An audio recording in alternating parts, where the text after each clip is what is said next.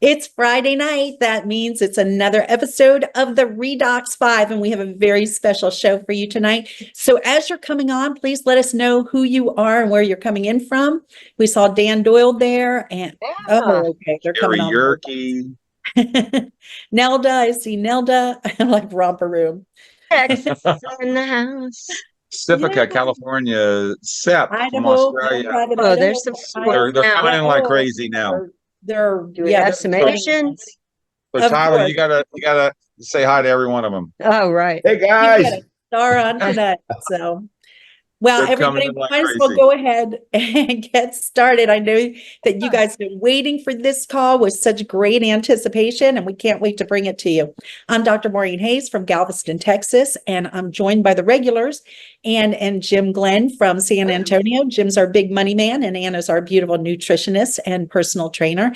And of course, we have Dr. Lee Osler, dentist extraordinaire from the state of Washington, author of so many books, it's hard to keep up. I think he's got more books coming, so stay tuned, you guys. And tonight we have our very own founder, Tyler Norton, coming to share some really interesting information with us. I believe, Tyler, you're going to be going over megatrends, but we were talking before you got on here, and you shared some words of wisdom, some thoughts with us this past week when the medical board was in Salt Lake City, in Pleasant Grove, that really touched our hearts. And Dr. David Silverman recorded it, and we've sent it out to a lot of people. But I would love for you to take an opportunity and share some of those thoughts with us as well, because I think that this is a very special time in history, and we all need to be reminded of why we're all here. So, Tyler, without any further ado, take it away. And thank you for being with us. Thanks, guys. It's great to be with all of you tonight. Thank you for letting me join you. It's an honor. Thanks for the invitation.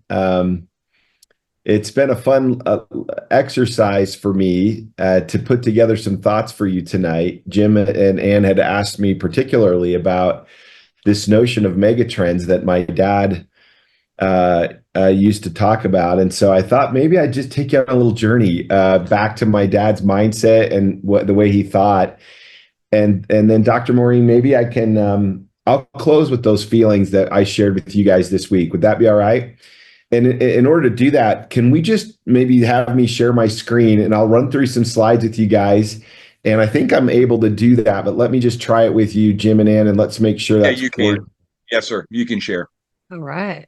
And guys, I'm going to go ahead and put them on speaker view so we can just see Tyler as well. Oops. Perfect. Are you guys able to see this presentation when I launch it into presentation mode? Yes. Okay, and if I advance this slide to the 2019 Global Convention slide, you can see that okay? Not yet. Have you advanced it? Uh-huh. No, we're just seeing it. Yeah. Uh-oh. Okay, that's not good. Let's see. Let me try it this way. Now stop and restart, maybe. Yeah, let me stop the share, and I'll start one more time. Let's just make sure we get this working right. Okay, now tell me what you see now. 2019. Yeah. Now it's advancing. Now it just went to see. Yeah, there it is. Okay, cool. So keep me make sure if I start talking about something you don't see, let me know. But I think we've got it figured out. So if you can see a full screen, you can see the 2019 Global Convention. The reason I throw that up there is because I wanted to share some thoughts I shared at that convention about my dad. And the presentation I gave in Las Vegas that year, I titled "The Power of Vision and Strategy," and I kind of spoke about my dad. I love my dad, I'll be honest. As he's gotten older, I miss a lot about the conversations we've had over the years. But if somebody said to me, like, what would you say about your dad? There's a lot of good things I would say. There's a few bad things I would say because I was a teenager with him, but there's a lot of good things I would say. And one of them is he's a strategist. And, I thought, if you remember, if you were there at convention, I kind of said, okay, do people get what I mean when I say that dad is or was a strategist? I mean, you assume people understand, but I wanted to make sure. So I actually, these slides moving forward okay for you guys? Yeah. Yes. So I asked this question, like, what is a strategist? Well, look just at the yellow. Analyzes complex stuff, can figure pathways forward, sees a future state, connects present to that state, higher level view of problems. My dad was amazing at being able to connect the dots on like what was going on with given problems, and has this weird ability to see into the future a little bit beyond the near term and establish a direction. If you keep going, he's really good, or a strategist is good at seeing external things. They can see internal strengths and external opportunities.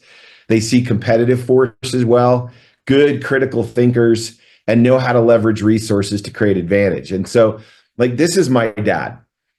I never was in a meeting with my dad where we were wrapped around the axle of the tactical.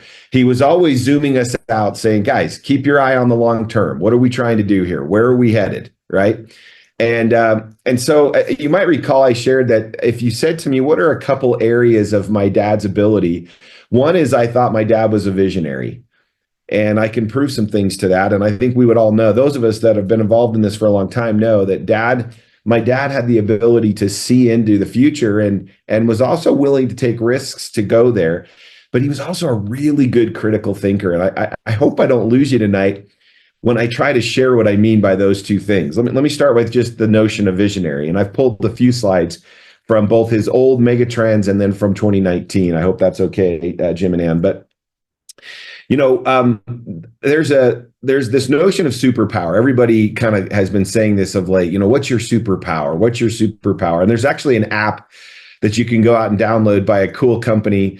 And if you remember, I talked about this, that you could go into this app and you could go through this binary question stack and kind of narrow down from this broad range of superpowers into yours. And this was the list. Like, some people were really good creative thinkers or evangelizers and salespeople, or they had grit, they could grind through stuff.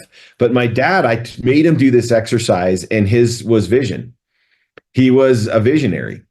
And if you read, you flipped this card over or in the app and you said, okay, what is the essence of a visionary? It's like they can see a future destination and they know it. Like, they can see it in color. Maybe some of the details are a little hazy about how to get there, but they're way more interested in the long-term vision, and they create that initial push and keep people focused there. So here's my dad in my kitchen, or his kitchen. And I said, Dad, do this quick exercise. I want to see what your superpower is. So I'm sitting there and he's going through and answering these questions, and it's narrowing it down. And then it finishes this exercise and he turns the phone. And if you can imagine, it's this image and it says, that's my superpower. And I thought, wow, that's really cool. By the way, if I go back a slide, my superpower was pattern mapping, bottom left. So I was somebody that was constantly seeing patterns, and my dad was a visionary guy. So really interesting to think about his vision. And I got to be honest, this is a picture of the Great Salt Lake. You guys have heard me say this before. Like, was my dad visionary? I was like, are you nuts? Like, you want to take salt water? You're not a strategist. Like, are you crazy? You think you're visionary? And he was like, Tyler, this is going to happen. This is going to go all the way around the world.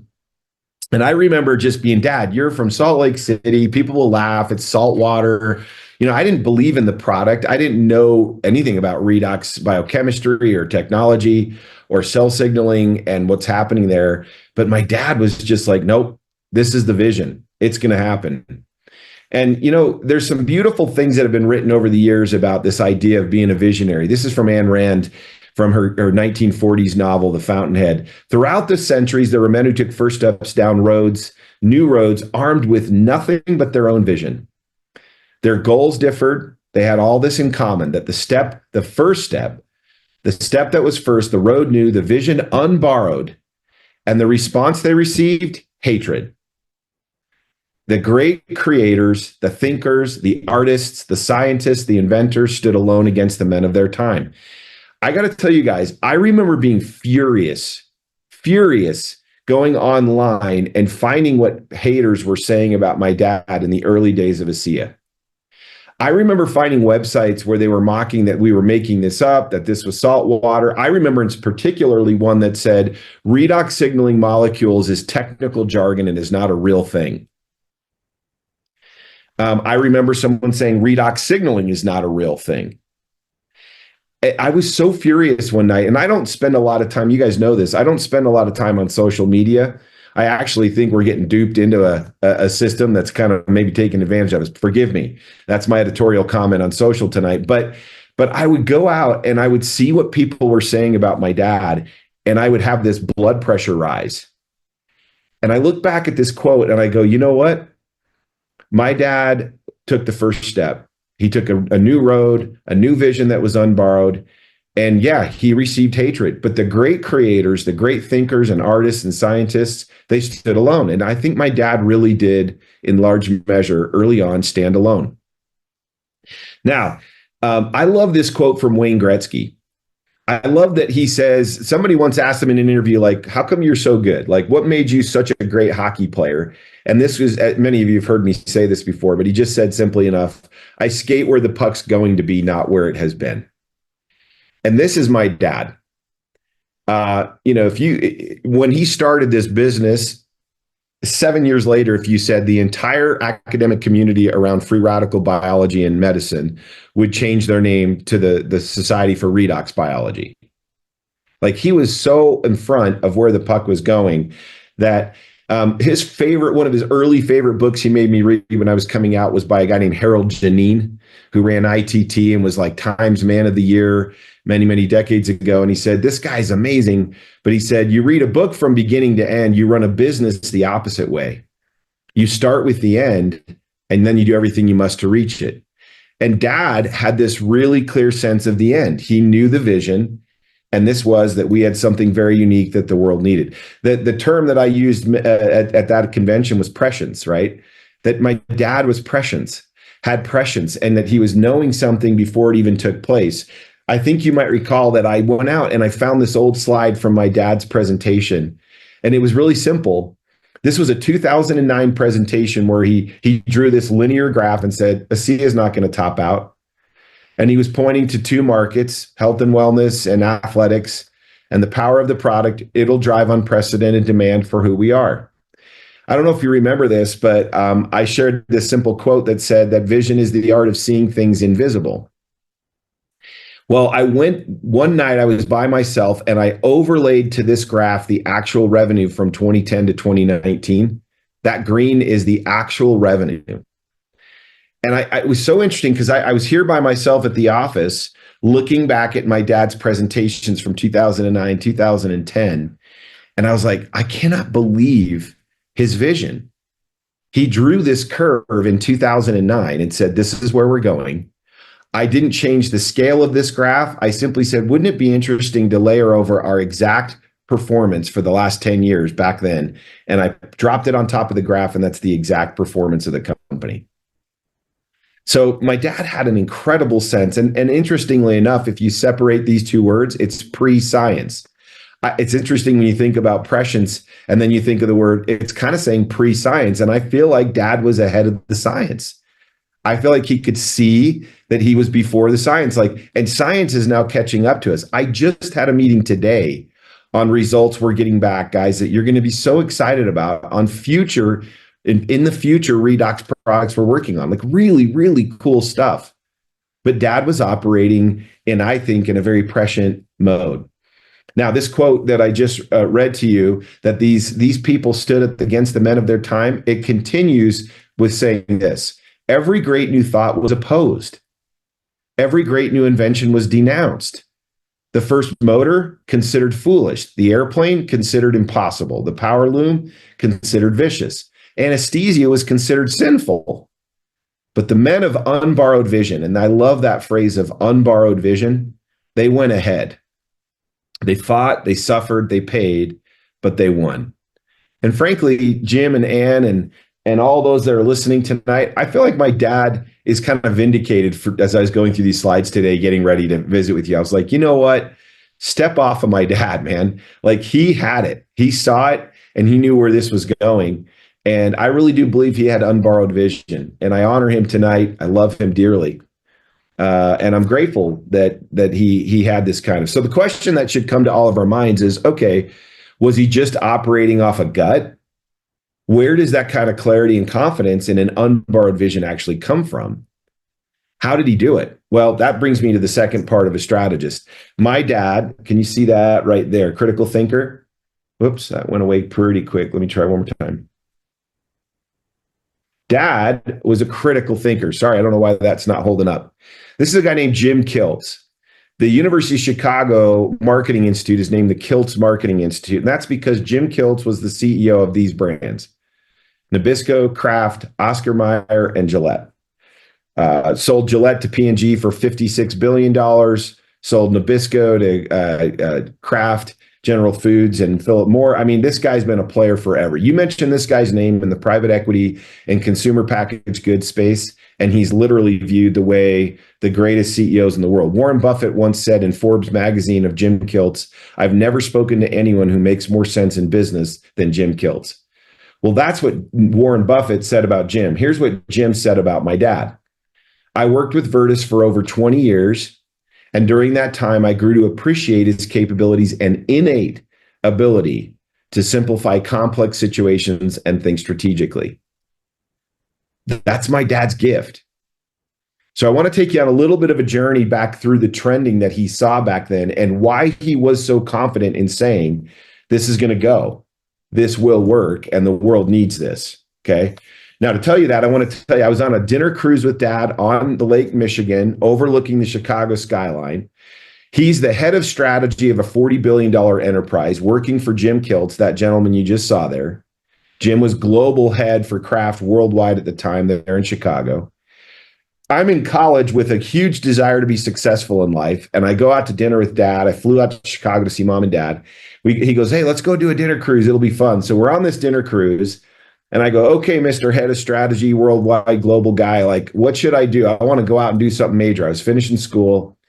And he goes, Tyler, I have one word of advice for you. Do you guys remember what that word of advice was? It was think. And I was like, Dad, that's the worst advice ever. Like, can't you tell me something else? Like, give me the combination lock. Give me the formula. And he goes, Tyler, most people aren't thinking critically enough. They're not connecting dots. So as you might imagine, I said to him, Dad, that's too general. What do you think about? Like, when you say that, what do you mean? He pulled out a piece of paper. We later called this StrategicLink, but he pulled out a piece of paper and he drew this on a napkin and he said, first thing you think about is, what's your playing field look like? What's going on in your playing field? And I said, okay. He said, second thing, how do you feel about it? Have you really spent time introspecting and thinking about it? How do you feel about it?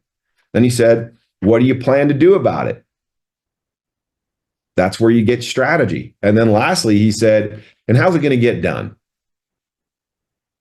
So if you can imagine, Lee, I've got this napkin almost.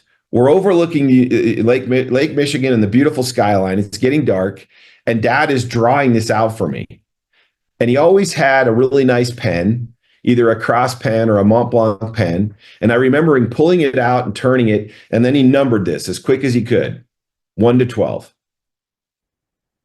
And he said, each of these areas have 3 steps. If you're going to look at the playing field, you better know what's going on in your industry and your market and the world around you. You better know who's competing with you, and you better know who you are.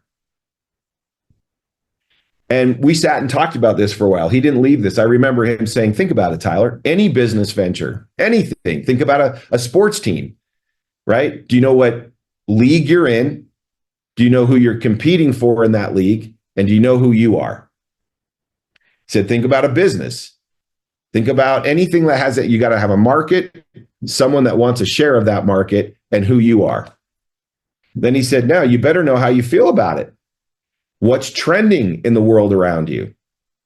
What lessons have you learned looking at your competitors? What's trending from your competitors? How does that inform a strength or weakness you might have in a SWOT analysis, or an opportunity or threat you might see external? And what's most critical for you to focus on? Now, to be honest, this was like going way over my head. I'm in college, like whatever, he's writing this stack out. These 12 steps changed my life. These 12 steps were the reason we found Asea, because this was the strategy process we were teaching to the company that owned the technology. The third section is, what do you plan to do about it? What's your intent? What's your objective? What are your strategies? And where do those strategies break down into initiatives? And then the last one is, what are you going to do each year, each quarter, and each week? So one was your annual priorities, next was your quarterly priorities, and next was drivers. Now, this was how my dad thought. Now remember, here's what Kilt said about my dad. This is one of the most storied CEOs in the world saying Virtus had the ability to simplify the complex, right? Well, how did he do it? Everything my dad did to start Asea was in these 12 steps. And I want to zoom in on number 4 here, which was what was trending. Now, imagine this. Virtus is coming in 2009 to talk to the team about what he wants to share at our big international convention. And you have a whole bunch of people there in the room that come from this industry. And he says, I want to talk about, this was his deck, not super fancy, but he goes, I want to talk about mega trends. And everyone was like, what? You want to talk about what? And he goes, I want to talk about what's happening in the world with population, general health, aging. He starts talking about these trends. And we were like, I saw sovereign debt and we were laughing. And I'm like, you want to do what? And he said, yeah, I want to talk about these things. Now, everyone in the room was like, you can't do this. This is network marketing. And my dad said, no, these are smart, intelligent, capable people. And I want to take them through why this is the best place they could put their energy and effort moving forward. So I've kind of rebuilt some of these slides. So I'll toggle in between his slides and my version of them. But really, this is almost me taking an 2009 presentation and then toggling between what Dad was thinking and kind of what's going on today, okay? And I'm trying to move quickly because how long is this call normally, Jim? 1 hour, but you can take as long as you want. No, I'm not going to go over an hour. I'm going to try to be All less right. than. All right. So he said, here's what's going on in population growth. Exploding population growth, 1 to 8 billion in the last 500 years. Now think about my dad. Who's talking about it? A network marketing company, 500 years of history. But he's trying to make a point, right? He's like, look at the curve, Tyler. Look what's happening to the world. This is the growth of the population over the long run. 3 billion in 1960, 4 billion in 74, 5 billion in 87, 6 billion in 99, 7 billion in 2011. We're sitting right around 8 billion now, and it's 10 billion by 2058. And you look at that and he says, Tyler, this is a trend that cannot be ignored. Now, if you looked at this and said 2009 or today, you start thinking, remember his process? What's the playing field look like? How do you feel about it? So he's toggling. He goes, okay, what is the effect of world population? Well, the exploding global population is stressing the entire human ecosystem. He's like, Tyler, the more people on the planet against a finite stack of resources, to say nothing of the environment and the climate, he was like, it's going to get harder and harder. And what that forces is food production, chemicals, scalability of food. He's like, Tyler, can't you see it? General health is declining around the world because there's so many people and we don't live the way we used to live 500 years ago. How do you scale to all these people? So he said, you're going to see it happen. You're going to see that ecosystem get stressed to the point. This is from his slides in 2009. He goes, Tyler, look at this. Environmental, chemical, biological, lifestyle. I re-racked it in this slide, exact same things. And he said, all 11 of these 13 things are tied to population growth.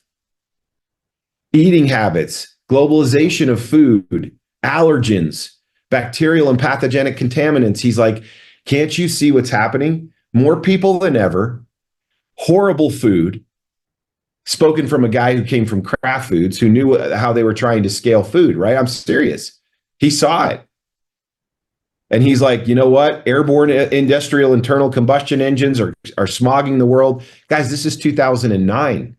This is 15 years ago. He's pointing to climate change, pollutants, overuse of antibiotics. This is pre-pandemic. He's calling out pathogens and viruses. So he says, watch what's happening with this trend. Well, this is a 2024. What's going on with the decline in general health? Ever increasing globalization of travel and trade. Diseases can move quickly. Drug-resistant disease-causing pathogens, heart disease and stroke, cancers climbing, opioid addiction. So Dad was saying, okay, now you've got two major trends. He goes, look at chronic illness. This is from his slide, 2009. Chronic illness up 80% over the last 30 years. Incidence of communicable disease up 60% in the last 30 years. I updated this slide from Canada. This is now into data from the last 5 years. So he was right. He said more people, stressing the ecosystem, increase of challenges with health. This is a more updated one. 6 in 10 have a chronic disease. 4 in 10 have 2 or more. Now, take it forward. You wouldn't expect this. You would think with declining general health, you should see people passing away. That's not the case. It's a paradox. We went from a traditional pyramid, right, to the cylinder. And this was Dad's slide from 2009. Here's an updated version for you. This is from 2017. They call it the pyramid moving to the pillar. So not only do you have declining health, but you have people living longer. Why? Well, a host of things, right? Technologies, any number of factors. So you've got this really weird paradox that the older years are living longer, but with worse health. But they're able to live longer with worse health. It's a paradox.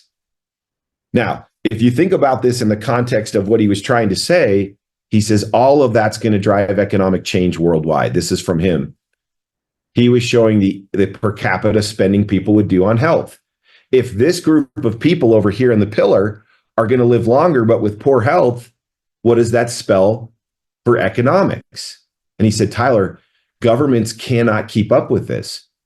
Governments will not be paternally concerned for the health care of people. Think about Medicare and Medicaid and the pressure that's putting on debt for just the United States alone. And that's what pointed my dad to discussing sovereign debt and escalating healthcare. He said people won't be able to keep up with the healthcare costs, and governments can't keep going deeper and deeper into debt as people think their government should take care of them in their old age. So he was trying to help me see this. He says, this is 2009 data, right? He's like, look at this. Look at what's happening with healthcare spending as a percentage of GDP. In a 10-year period of time, it's gone up in every country. And he was trying to make the point that this is now updated more recently for 2022.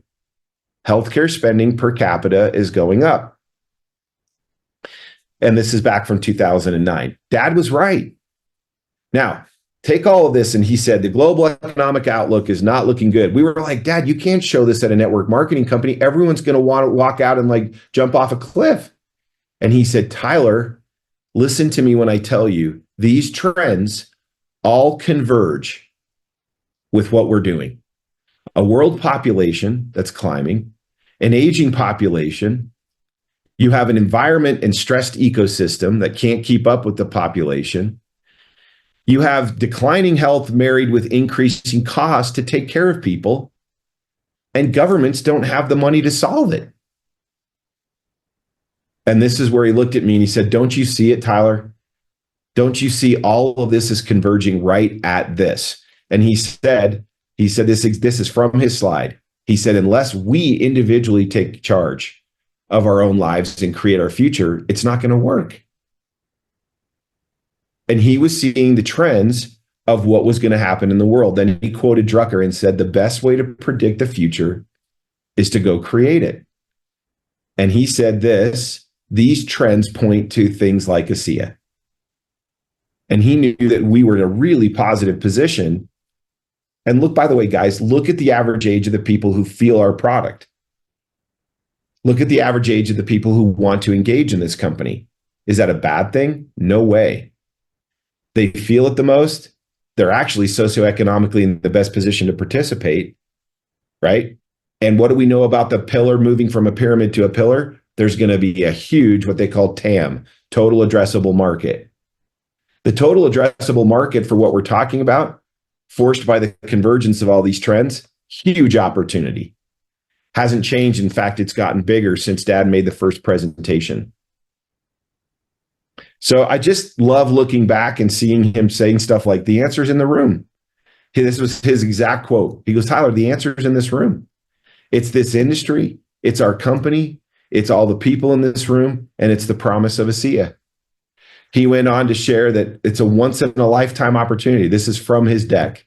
He goes, guys, this is once in a lifetime. You're never going to see a tech like this again. And it still is today. This was from his slides. He said, look how many people are engaged in network marketing. He said 15 million people in the US alone. I thought this was interesting. In every 9 households in the US, somebody's been involved in network marketing. That's actually changed. Look at the updates here that I put in. 1 in 13 have participated.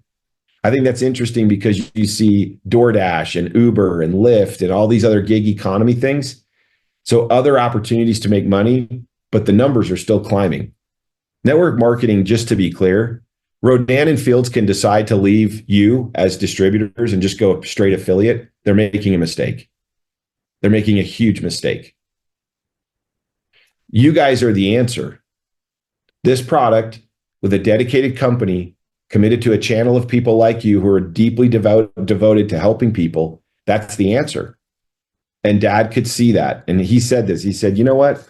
I don't care what anybody says. Network marketing is a huge opportunity, but especially for those who want to work. And he would share data that showed if you put in the time, this will pay. By the way, average income of anyone that stays in this business for 5 years, go out to any AI engine. Any person that stays 5 years in network marketing, average income is 110,000. Just if you stay in the game, go Google it, go search it with an AI engine like Perplexity, you'll see the data. It's out there. So yeah, you've got to work. It's not just stepping into some position, but if you'll just stay invested in the process of working, you're going to build something special. Now, Dad, right, viewed it as a great purpose and quoted Patanjali, which I shared this quote with him early on. And I love my pops because he was really inspired by a great purpose. And I read him this quote, I'll never forget it. And he got emotional. He said, Tyler, that's the coolest quote I've ever heard. I said, Dad, listen to this. When you're inspired by some great purpose, some extraordinary project, all of your thoughts break their bounds. Your mind transcends any limitation. Your consciousness expands into all directions. You find yourself in a new, great, and wonderful world. Dormant forces and faculties and talents become alive. And you discover yourself to be a greater person by far than you ever dreamed yourself to be. And in that 2009 presentation, that's what my dad said to everybody in that first small gathering. And he said, and then he said, I love that he finished. He said, let's go change the world with Asea. And we were in 1 country. We're now in 34 countries. We now have millions and millions and millions of bottles of Asea shared around the world. I have loads of letters, boxes of thank you notes that have been given to my dad. And I go back and I see this image of him and I think about, you know what, Dad, good for you. Good for you. You saw this early on. You saw the trends. You saw the relevance of what this was meant to be. And I'm just very grateful to have had a father who was at age 70, guys, at age 70 was like, we're doing this. Let's go. And I've told many of you many times that his favorite 10 years of his entire life was 70 to 80. He was happier, more engaged, met more people, had more fun, traveled the world, was healthier. It's pretty tender to think about what he did. So I was asked to come share kind of a little bit of an update of how his mind thinks. Then let me go back. I want to share this. Can you guys still, let me share one other thing with you here. If you let me, let's see if I can do it. Can you guys see now, not in a presentation view, but in an edit view, this PowerPoint? Yes. Okay, take a look, go back and look at this now. When you see what Virtus was doing and you put it in the context of this thought process, can you read that okay, Jim? Yes. Think about what he was saying. He was looking at the world or industry or marketplace, and he said, who can compete with our product in 2009? Nobody. He looked at himself and said, we have something very special and unique. Then he looked at all the trends in the world and said, people need this. Governments won't solve healthcare challenges for people. People will need solutions that will strengthen and help them as they get older and are dealing with declining health. Then he said, is this a strength we have in the face of an opportunity? That's what SWATs are. He said, this is a huge strength in the face of a huge worldwide opportunity. And then said, it's critical we get it around the world. If you cross over now to 7, 8, and 9, his intent, his original intent that he stated, we're going to take this around the world. His first vision statement was achieve worldwide distribution of Asea. We're in 34 countries. And we're still going. We're not going to stop, guys. There's going to be more countries we're going to continue to open up. And he said, what are our strategies? Guess what? It's you. It's the field. That's the single biggest strategy we have as a company, is that we are a network marketing company, period. That is our strategy. And Dad would always tell me, if you want to know a company's strategy, follow the dollar. The single largest percentage thing spent in this company of our whole profit and loss statement is our field compensation plan. There is not a single thing in the whole company that has more percentage of our revenue that goes out one direction than our compensation plan. What does that tell you? When you get to number 8 on this circle, he said the strategy is the people. We're going to invest in people like the ones I'm seeing on my screen right now and the ones that are on this call. So I love looking back now and seeing like old school slides like this from my dad and being like, Dad, this is insane. Like, look at these old pictures back with the old bottle and the old, you think 2009, it's not the same as today. But he had vision and he saw it.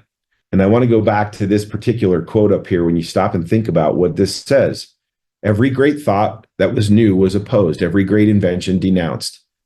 Motors foolish, airplane impossible, power loom vicious, anesthesia sinful. Men of unborrowed vision went ahead. They fought, they suffered, and they paid, but they won.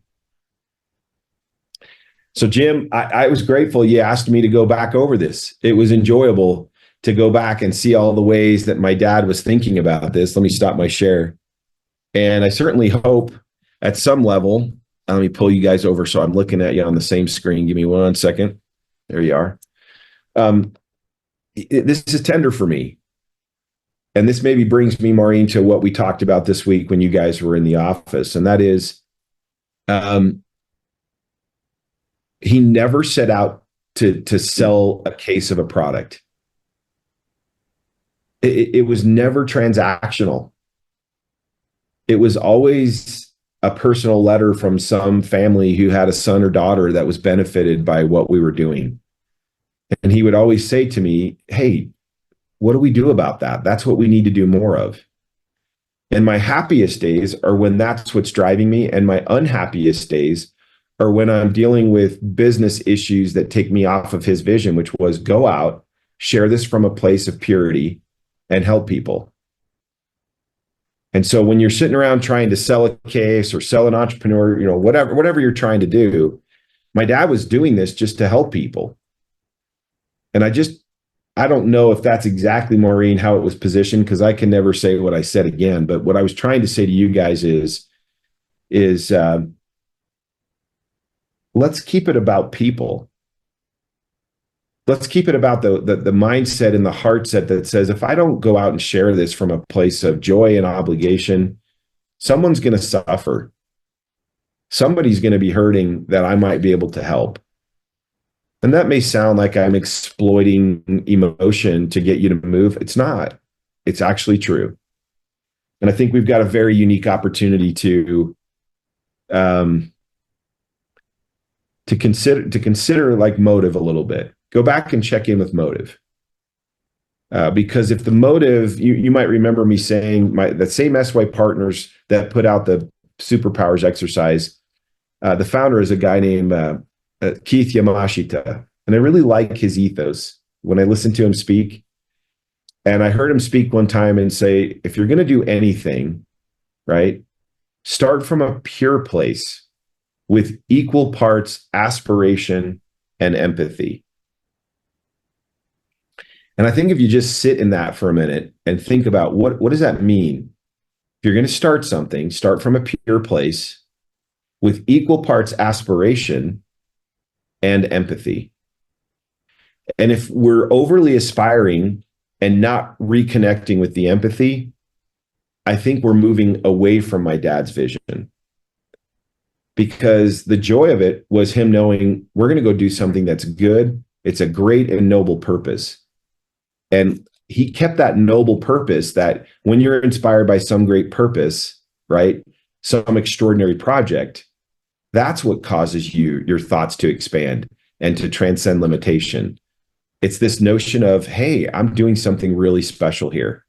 And frankly, when Maureen was talking about Zambia and the stuff we're trying to do there to help people, and you start saying, it's a great purpose we're involved in, and we're not on trial. If you feel like you're on trial, you're not talking to enough people. I can tell you that right now. Because anybody who's going to put you under a microscope and make you feel like you're on trial, like this business is on trial or you're on trial, you need to declare your independence from them immediately. You need to speak from a place of truth with aspiration and empathy and a pure heart and move on. Because there's people that need this. And if we can keep that spirit, that ethos of why we're doing this, which was really what triggered my dad in the first place, I promise you this. He retired with plenty of money. He did. So why did he do it? He did it because he enjoyed the idea of working with all of you. He loved the people. And he loved knowing that what you were sharing and what he was trying to do was ultimately going to help someone. Allison has an uncle in his 90s who will not go a single day without Asea.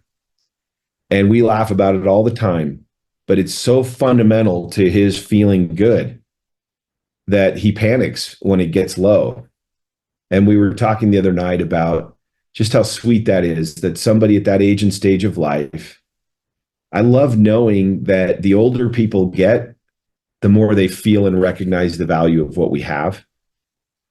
Actually, some people might say, well, from a marketing standpoint, you need to go down market. I actually find great joy in going up market to people of age and stage that have wisdom, that know they're not immortal, that feel their bodies changing and say, I wish I could feel a little better. And then you give them something that helps them. And I'm in my mid 50s starting to feel that more than ever. Right? I'm starting to realize like my metabolism doesn't burn calories the way it did 15 years ago. You guys have seen it. Like I've gained some weight. I'm like, oh my gosh, like this is hard. As you get older, you got to work harder, don't you? But isn't it joyful at the same time to see people that are older that really appreciate what we do for them? And I find great joy in that. So, I hope, and I think we should do a little Q&A maybe to wrap this, but I hope you can sense that these trends my dad was seeing and how they converged into this. He was just looking forward saying, this is going to go. This is going to work. People need this. Hey, Tyler. And joyful to go through it. Yes. Question. When do you think your dad saw that? Do you think it was when he had the experience? I keep telling our folks that he read the science. He knew because he was able, because of that 4-year gig that he did with Dr. Naidu. Yep. He knew how to read the science. He could read the patents. But when did he go? When do you think that light bulb just went off and goes, oh my Lord, what have I come across? When do you think that hit him? Probably when they were starting to figure out. Well, I think there were 3 or 4 points. One was it tastes so terrible. It just and you got to remember, my dad was in the beverage division, so he was constantly saying, "Is there any way you can make this taste better?" And then when he realized that people would drink it, even if it didn't taste good, because they perceived a health benefit from it, I remember him saying, "Hey, if somebody can deal with that taste and can feel a difference, we have something here." And he knew from that perspective it was there. It was mostly though the stories. It was honestly the fruits of network marketing. Think about it. What is the fruit of network marketing? People. If it's people having a benefit, people sharing a story. So if you pick the fruit of network marketing off the tree, it's stories. And you eat the fruit and you say, does that taste good to me? Mm-hmm. And the stories were what tasted good. And the more you got the stories, the more fruit of what your work was doing. He was like, this is going to go. This is going to go. Now we had science. We had clear indications as to what we had in our hands there. And incidentally, I just met with Hunter for 2 hours today. The stuff we're working on is so cool, guys. It's so cool. Great. Can you And tell you us? guys, I can just tell you that it's very, very positive, and there's product development happening in a very cool way with world-renowned scientists and universities. There's Great. research happening. We are further affirming safety data in ways that no one could touch us if we had a regulator come. I mean, we're widening the moat around the castle we've built, so we can all be confident that this isn't going to be a Game of Thrones and somebody's going to come try to take it. They can't. We're decades. With my background as a stockbroker, you and I kind of have that in common. Yeah. I thank you so much for what you and your mom and father and siblings and everybody did in the beginning to create what we have.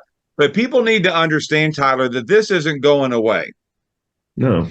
I saw that on Wall Street, though. I saw companies that came out with wonderful technologies and they changed. They sold out. Ownership got out, and things changed. And that's what gives me so much comfort. And the first video that I saw was the Genesis video. And when I saw that video, after I had an experience with the technology, I was sold. But the commitment that you and Scott and the whole team, the beautiful team that you've laid out, this is here to stay. Could you please reassure people that this is here to stay? Yeah, I mean, at the end of the day, think about it. Well, why are things not here to stay? What Greed. causes? Yeah, okay, greed. I would put a couple other things on it. Competitive forces can kill something. Regulatory forces can kill stuff. Yeah. Global pandemics and dynamics that kill supply chains, or so you look at it and say we live in a pretty chaotic environment right now, geopolitically, even frankly in domestic environments here in the US. You've got really unique world dynamics happening right now. So first off is you have to have a commitment to stay strategically aware of that environment. Why would I mention a minute ago we're investing money in additional safety data in case a regulator comes in and claims something that we can point to and say, here's another study. So you've got to be thinking about what can take the business down, what can hurt the business. Greed is from a founder perspective, but the bigger question for me is what I would call solvency and continuity of a business. So think about what's happened in a high interest rate environment when businesses have large amounts of institutional debt on the business and they're saddled with servicing debt in a high interest environment. Well, we don't have any long-term debt. Here's another data point that very few people think about. We have audited financials. There's not companies in this space that are privately or closely held that will invest the money every year to book an outside audit with world-class top 4 accounting firms. What does that tell you? There's no games being played. Nobody's laundering money. Nobody's pulling money off, right? It also speaks integrity. Yeah. Yeah. I mean, we don't have to do that. We could sit there and pay personal expenses and any number of things with the cash flows of this company. We don't. And by the way, those audits come back clean with very few findings. Now, I don't expect everyone on the call to be able to price that, but there's value in that for you as you build a business. There's no institutional investors, nobody that can come in and tell us what to do in the face of market opportunity or competitive forces or greed. Okay, that's just one dimension. What about competitive forces? Well, honestly, the early stage was a lot more emphasis on IP and patents. We're kind of pivoting to trade secret. Mhm. We're getting more excited about the fact that if you don't coat the filling machine with a ceramic coating on a steel deal and try to make this product, you end up with salt water. If you don't know the spacing of the electrodes and the noble metals that have to cover those electrodes and how they're structured, you don't make the same product. If you don't understand the dilution rates necessary, the amperage, the voltage, the temperature, you don't have the same product. Now, what does that mean? Well, when you add numbers to a combination lock, it's not just one more number you got to figure out. It's an exponential permutation of advantage. And that's what we do with every trade secret we add. We're adding a number to the combination lock that a competitor would have to figure out.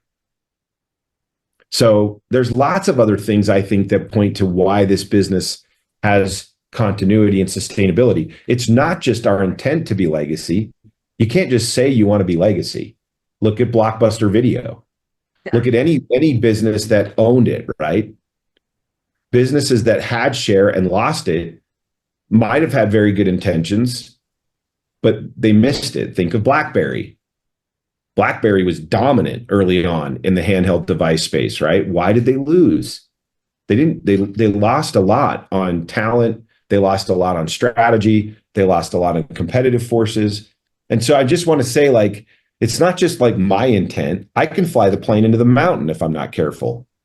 So you have audited financials. You have very careful fiscal management. We have board meetings every quarter. We have an operating board. We have formal business plan presentations.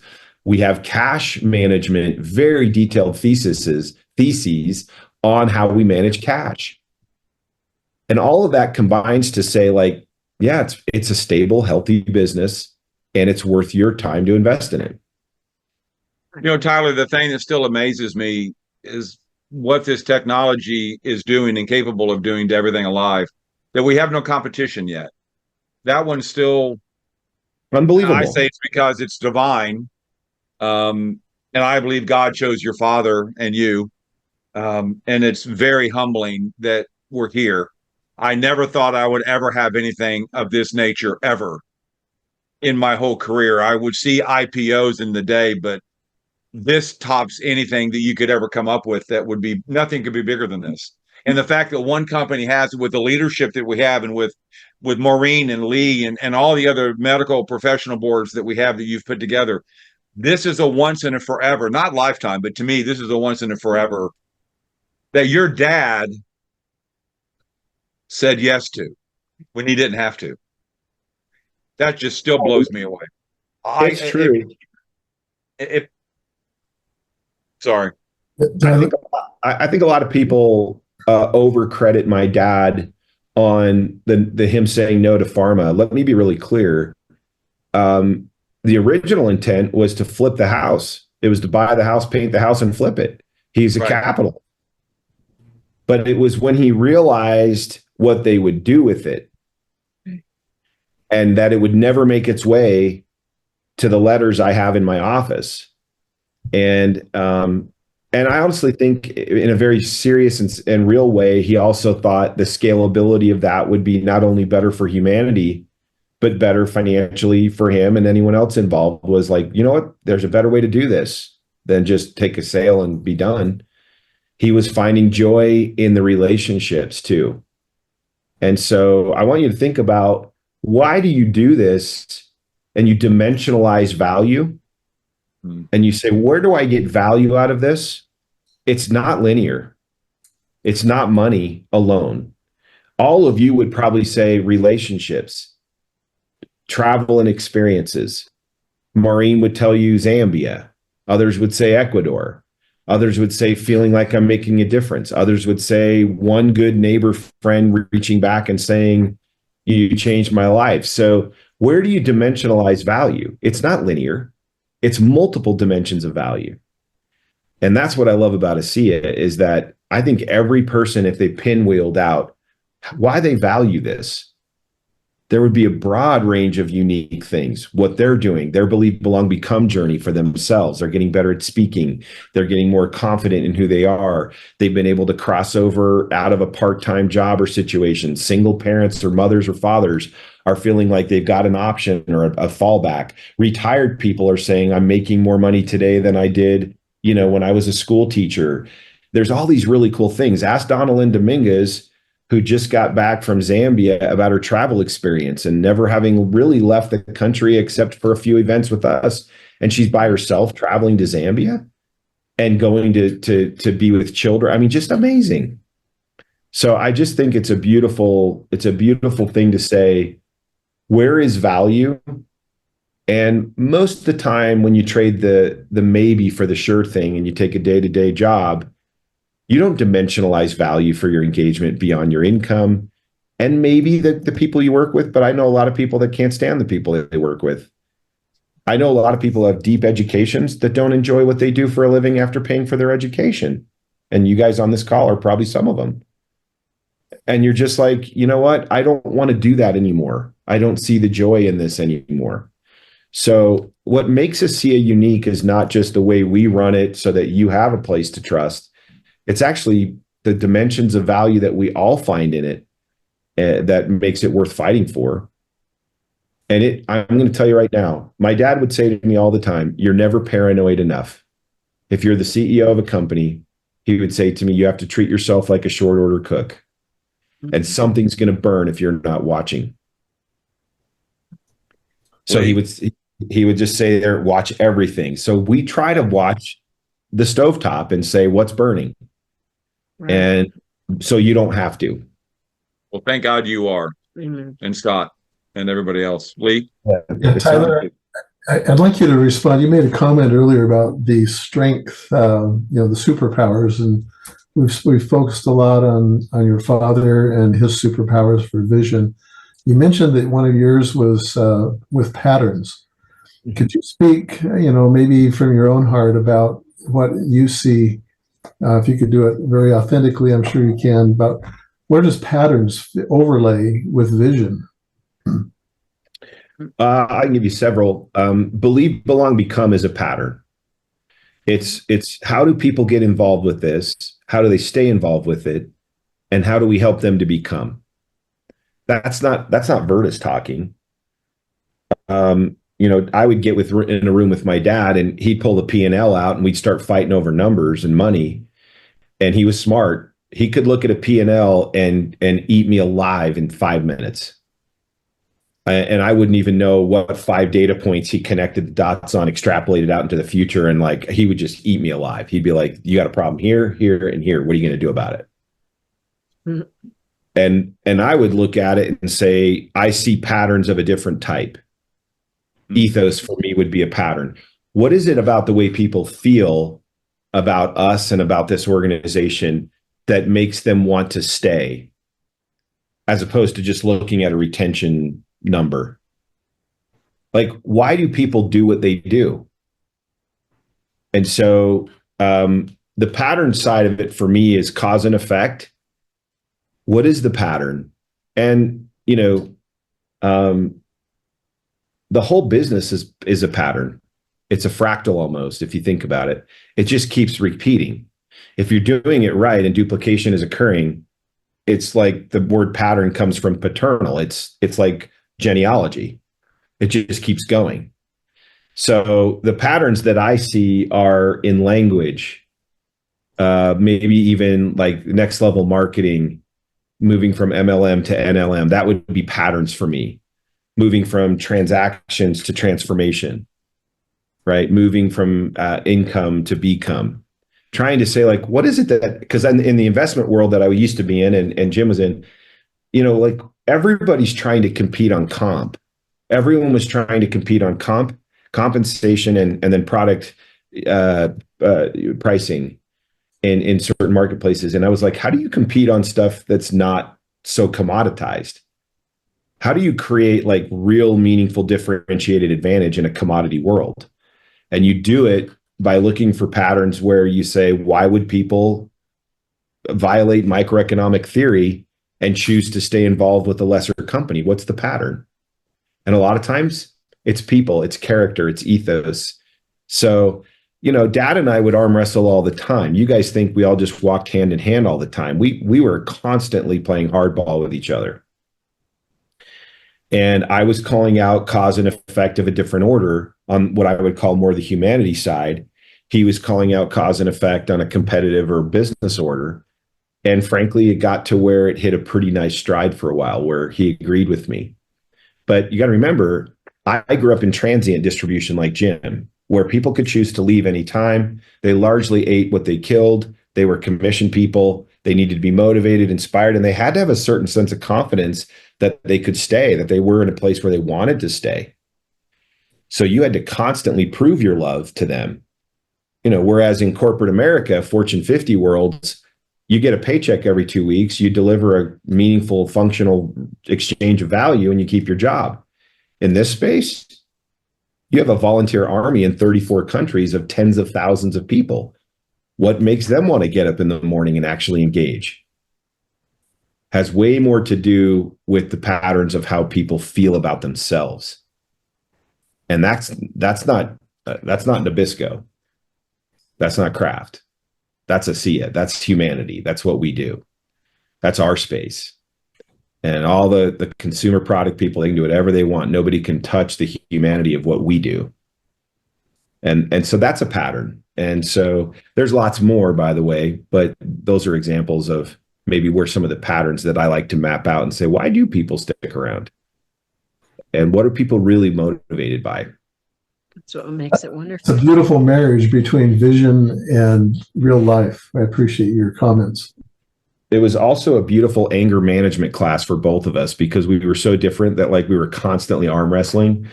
But there was probably some healthy tension there. Good. And that's what makes this so unique, Tyler. Again, this is a once in a forever opportunity. Maureen, I'm talking too much. Maureen, you want to say anything? I want you to go ahead and, by the way, real quick, introduce what you're going to be doing next Friday, please. Next Friday. Maureen. Yeah, Tyler kind of alluded to it. We talked a little bit this past week when we were up at headquarters about people not knowing really who we are as a company and, what our ethos is. And our motto is to better people's lives and be a force for good in the world. And one of the ways we do that is through our Asea Advancing Life Foundation, which has just been amazing. I've been able to be a part of a number of the expeditions, the last one being to Zambia. We're going to have a group of people on next Friday night to kind of talk about this, talk about how it's impacted us, talk about how we are going out there. We have no business affiliations in Africa. Asea does not profit or benefit from anything that we do in any of these countries, Ecuador, Cambodia, the different countries, Guatemala. We do it so that we can help end suffering and poverty in the world. And it really speaks to who we are as people and as a company. And so come on next Friday night, hear about some of the experiences, hear how you can be a part of it, or you can donate to the foundation. It is absolutely astounding what they do, how many different projects they have going on. Every single dime goes to the projects. And here's what's amazing. When you donate financially to our foundation, it is matched dollar for dollar, 100% by our company, which is just Wonderful. a blessing. Yeah. So- Who's going to be your guest, That's Maureen? so great. Well, Donalyn Dominguez. So you'll hear her story of getting to Zambia. And we're going to have Scott Aldred, our CEO, will be on there. That's And wonderful. hopefully Kim Marie Larson, who heads up our foundation. And we're going to be reaching out to a number of other people who were on the trip with us so they can share their stories as well. So Tyler, thank you so much, for leading up, being the person you are, and for your dad for starting this company. And Yes. we love our corporate soul. So Thank Yeah, you. and I just want to say this to close, guys. You are the corporate soul. We love you. We don't exist without you. We don't have a company without you. We have a really cool production facility, but until you open your mouth and you share this with somebody with a deep abiding conviction and a desire to campaign from that conviction to someone else, that's a daily risk people take. And don't think for 1 second, while the industry is trying to pivot everyone to affiliates and just kind of kill the model, that we don't get it. We get it. And our business is, you are really our customer. You are the people we serve. And that's because through you, we reach the people who need it the most. And so this is a beautiful, beautiful business model if we maintain a sense of you matter, we matter, but together we're stronger. And I just feel grateful for all of you. So while you're very kind to me, and you are, and certainly we've all had our fingerprints on some part of this, but at the end of the day, this doesn't exist without all of you. It's a good idea without all of you, but it's a great business with you. You know, Tyler, something you've said, and it really touches me, because the real miracle is when someone shares this technology with somebody else. That's it. When my best friend shared it with me, he saved my life, Yeah. That's it. both on my health side and also on the financial side. It's a big deal. So deeply, deeply in gratitude to you and your Yes. father and your mom. Please tell them we said hi. Yeah, I know everyone send our love. wants to send their love. To We your love you guys. brothers and sister, to your children, to your grandchildren. Thank you for your Yes. time. We do have our annual convention Can't coming wait. up in a couple of weeks. I can't Month? believe Yeah. it's almost here. We get to see Tyler Norton and Yes. all the crew and all of our family. Yeah. So please, if you're not coming, come join us. This is an adventure. This is a once in a lifetime adventure. Yeah. And so we love you. We thank you guys. Please Thanks come back and again. join back with Maureen and Donna Lynn Yep. and Scott Aldred next Friday. Yep. Thank you so much, Tyler. Love you, Tyler. Thanks, everybody. Love you guys. Thanks. We'll see you. Wonderful. Thank you. Bye. Bye, everybody. Bye. Have a great weekend.